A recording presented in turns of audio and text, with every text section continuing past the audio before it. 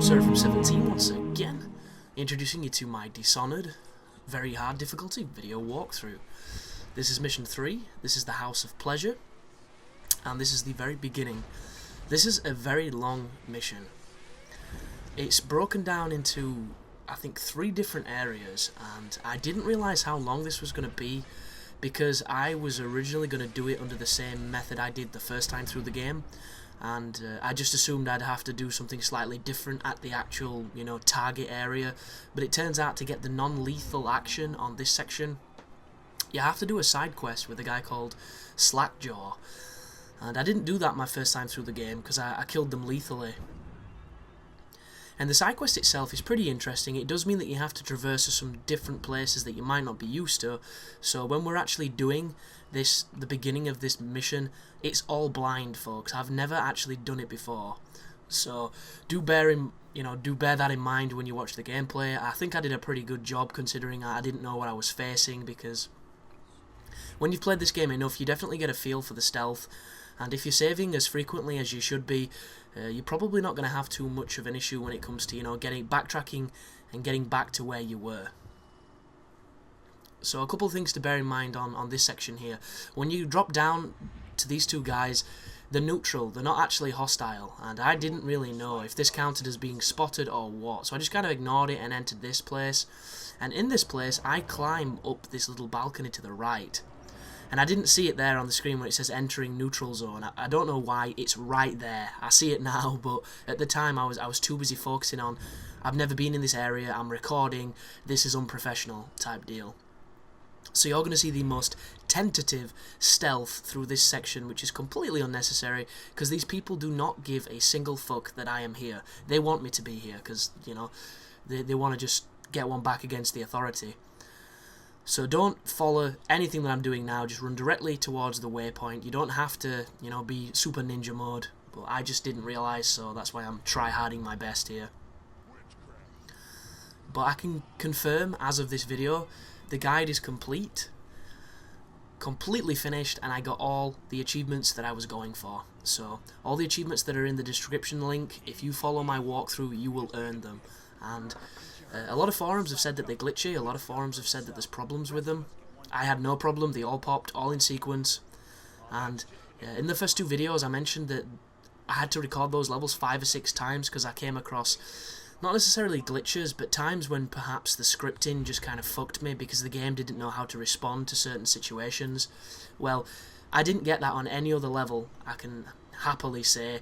The rest of my recording run for the last 6 missions, or however many there are, I got them all first time, one run through. So the first 2 missions are a little bit finicky because of those decisions, but the rest of them seem to go okay, and the mission I was fearing the most was actually the flooded district, because I think that's the hardest mission on the game.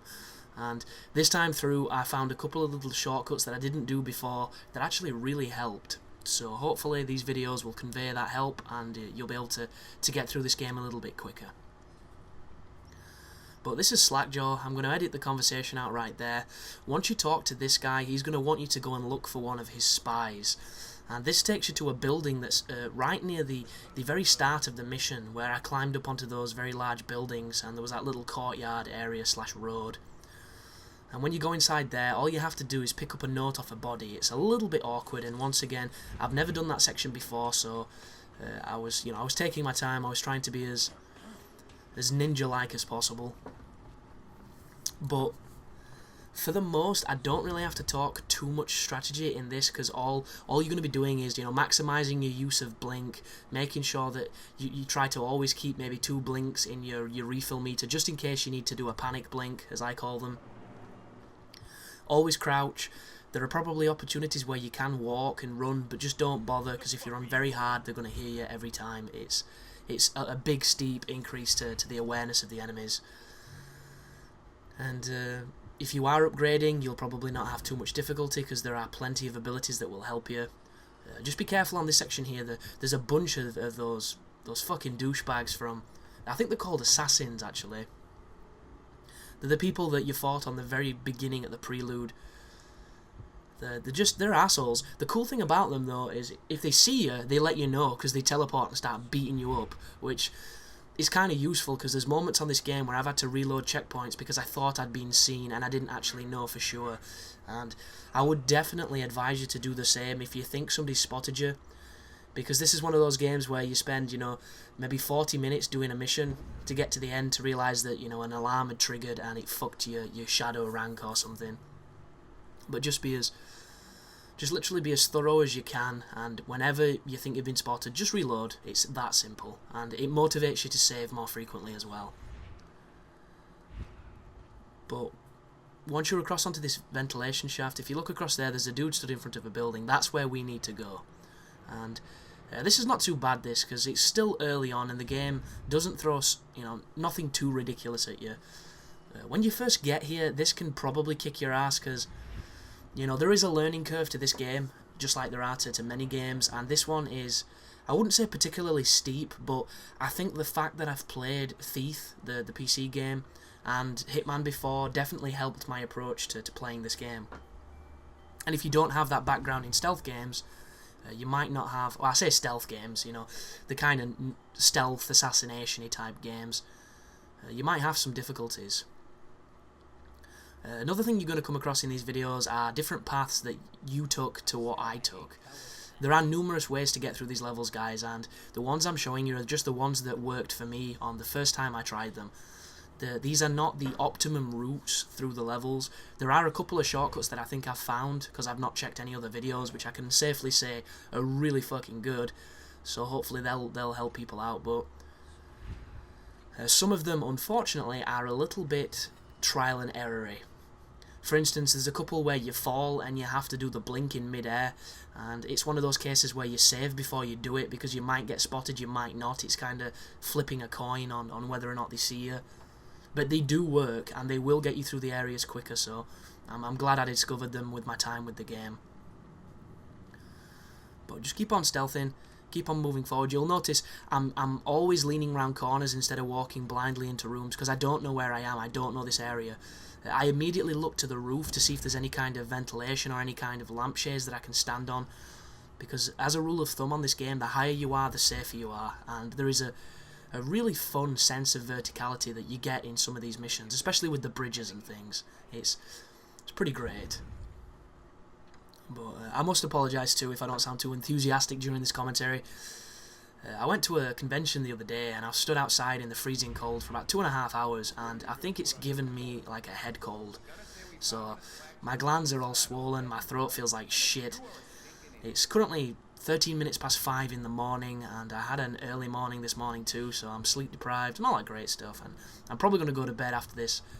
I did want to get all this guide up tonight, but there's just no way. Editing took far too long, and unfortunately you're only going to be able to get this video, but this is a nice hefty chunk of Dishonored for the people that are enjoying it. Oh, a little note as well there, when you go to pick things up on this game, it's almost as if it was designed for a PC game, because it's really difficult at times to get the thing you want, and I wish it was smoother, because there's moments like just then where I'm finicking with the damn controls instead of picking the thing up, and I could have got spotted, it could have ruined everything. So just be aware, you need to be quite precise with your acquisition of items for some weird fucking reason. Oh. And I really want to play some Dark Souls, and I've actually perked up a little bit now I've started this commentary, but it's too late, and if I start playing I'll probably end up pulling an all-nighter and sleeping a ridiculous hour, so I'm not going to do that. I've got a ton of ideas for some different series on it, and a lot of people have noticed that I haven't put up the playthroughs for a while. They're still coming, guys, I just need to get these projects out, because as much fun as I have playing Dark Souls and as much, you know, success they have on my channel, I'm not a Dark Souls channel, so the people that crave it every day are going to have to get used to seeing different things. Obviously, if that's too much for you, you can always leave and go elsewhere, but I cover a lot of things. And one of the things I'm going to be covering are a couple of games that I played at that convention, which I'm going to talk about in a separate video, but I'm going to give you a little overview as I'm re-sneaking through an area I've already been through right here, so I can't exactly tell you how to do the same thing twice. But I went to a convention, like I say, I will talk about it in its own video, and I managed to play the revitalized Devil May Cry series entrance from Ninja Theory. And the demo is the same one they showed at E3. There's two sections to it. There is a street section where you get to do some traversal and some action with some standard enemies. You learn a little bit of storyline, you do some platforming, and it ends. The second demo is against the slug woman boss thing, who's extremely foul-mouthed. She swears a hell of a lot. She swears more than I do, which is saying something, because sometimes I just, motherfuck, and shall we. But the game is good. The game is really good. I'm going to do probably a video about that game and about the things that I noticed for the people that are really into Devil May Cry and will really, reap the benefits of the observations that I made. But a lot of people's concerns with it is it's not a Devil May Cry game because he looks like Julian Clary instead of, Dante, and the look doesn't bother me at all. I think it suits the character really well. I think it suits the world really well. I'm not the biggest fan of, fuck the police, God Save the Queen, Sex Pistols that they're going for, but I don't find it so unappealing that it's going to stop me from enjoying the game. And from what I've played, the game is really tight. There's a couple of things that I hope that playtesting is going to pick up on, which I picked up on, but these are exceptionally, niggly things that all games have. But the platforming felt good, the controls felt okay, and I say okay because they've changed some paradigms, and if you've been playing the series for a long time, the first thing you're going to do is hold the right bumper to lock on, and it doesn't lock on.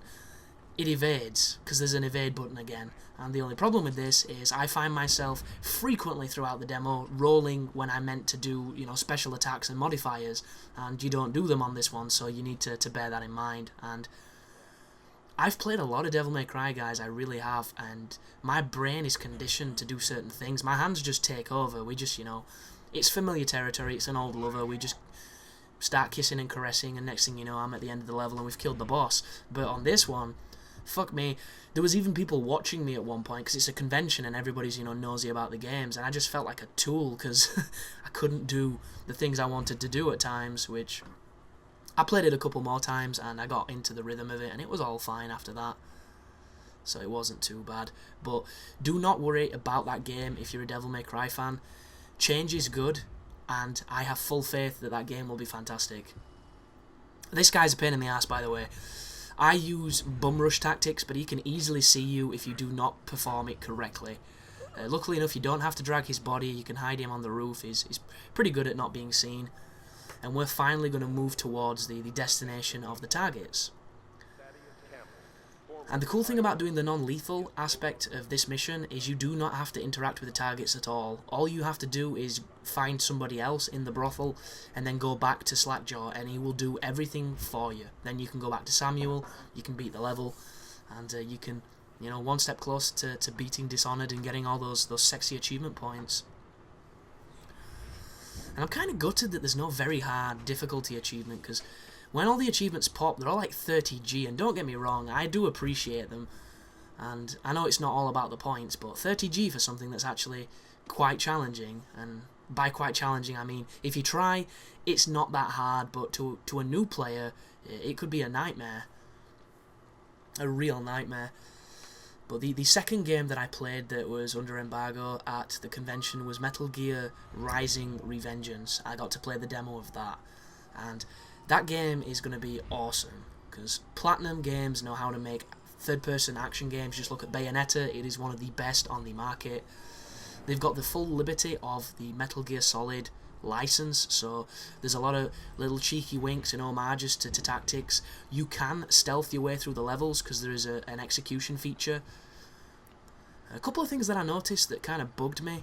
There didn't seem to be an evade button, and I like evade buttons, they help. There is a jump, and I don't know if you're supposed to use the jump as an evade button, but it's not a functional jump in my mind.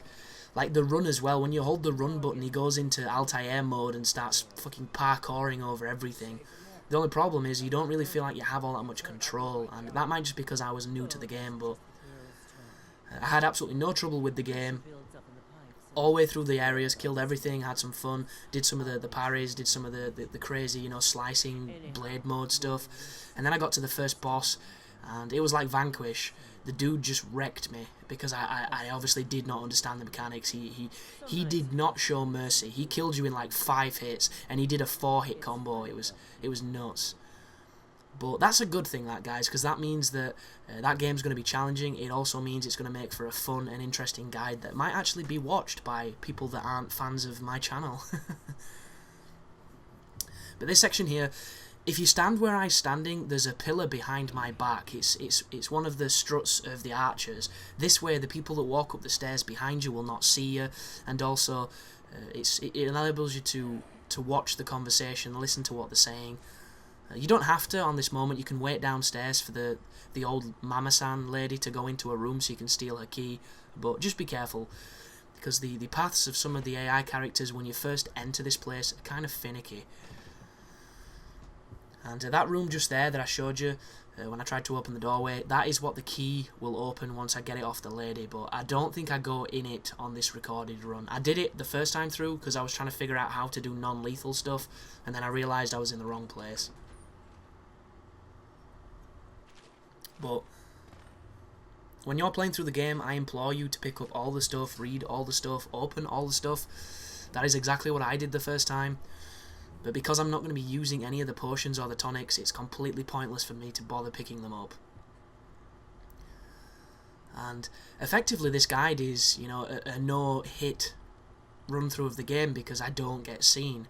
The only problem is I do take fall damage, so it's not a no-damage run. And I've noticed that a lot of people on YouTube are bigging up these no-damage runs of this game, and I don't know why. I'm kind of confused that people would put it in the title for the video, because if you're playing the game right when you're doing the stealth approach, you don't take damage, so seems kind of redundant to me. Seems kind of redundant, like when people post no deaths or, you know, 0 death run-throughs of games. If you're any good at editing, every fucking run-through of a game is 0 deaths. Unless you're live streaming and you've got like a newspaper in your hand and a timer at the bottom of the screen, you're gonna die playing games, because games are unfair. They're designed to be unfair. They're a hell of a lot more balanced now because we all bitch and whine when they aren't, and that's just the nature of the beast. But yeah, there's some mundane things on YouTube, and the more I get into this little, you know, culture, the more I realise that if I was willing to do some of these underhanded tactics, I could probably be much bigger, but it comes at the price of, you know, being a dick, and I've got better standards than that. So now that we've freed Emily with the key that we stole off the old lady, we can continue onwards now to actually get to the target. And the target is in the silver room, and you want to ignore the 2 Pendleton brothers. You don't have to interact with them at all. We just need to go to this dude, and this guy is a bit of a pervert. He's actually quite awesome.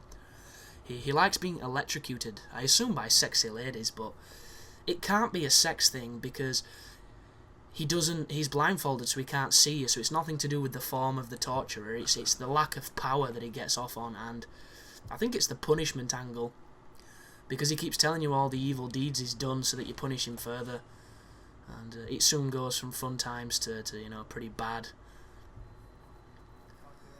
But this level is fucking awesome. This level reminds me of the hotel mission from Hitman Contracts. You know, the one with the shutdown wing where there was ghosts, and you had to kill, I think, the 3 guys. There was the one with his bodyguard in the shower, there was the one who was in the swimming pool on his own, and I think that might have been actually there might have only been 2 of them, but it was almost like the hotel in The Shining. It was really, really awesome. And those, oh, Hitman, God, I love Hitman, I really do. TRW Aiden, who's on the podcast, he's another guy who is so into Hitman it's almost unhealthy, and when that game comes out, I'm gonna be doing some really fun stuff with it, because it's been so long since Blood Money came out, and I bought that game twice, and anybody who knows me knows I generally never buy games twice unless I can A, get achievements off them, or B, you know, they're pretty damn fucking awesome. And I got Blood Money for the PC back when I used to buy PC games. Check me out. And I loved it. I really did. I played it to death, and then I got it for the 360, got the 1000G on it. And I was never that good at contracts. I played it, I beat it. I don't think I got Silent Assassins on all of the levels.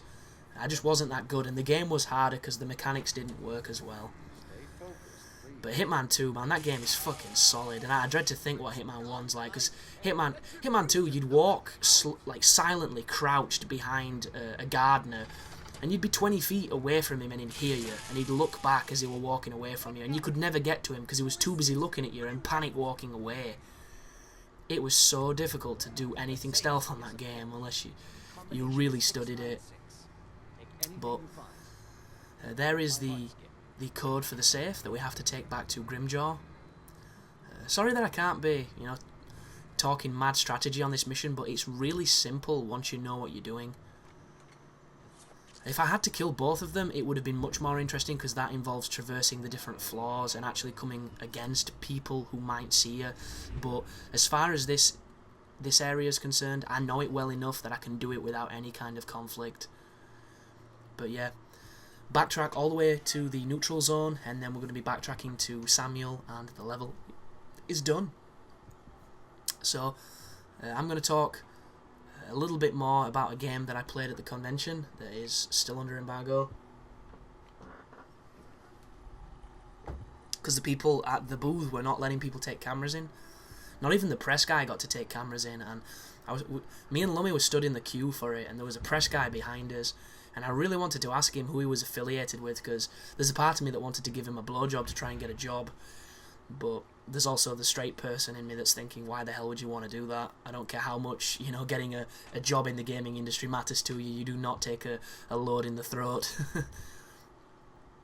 But it was Medal of Honor Warfighter for anybody that's curious, and they did not have the multiplayer there, which I found really strange, considering there was more Modern Warfare 3 than I think I've ever seen in my entire life.